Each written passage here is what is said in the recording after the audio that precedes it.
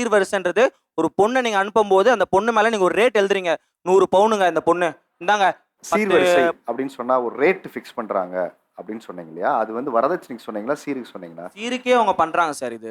இப்போ இவங்க சொன்னாங்களா, தாய்மாமன் வந்து எனக்கு இத பண்ணாங்க, இத பண்ணாங்கன்ட்டு.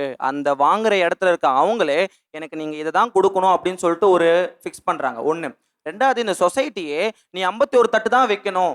101 தட்டு தான் வைக்கணும் அப்படின்ட்டு ஒரு ரேட் ஃபிக்ஸ் பண்ணிடுறாங்க முன்னாடியே.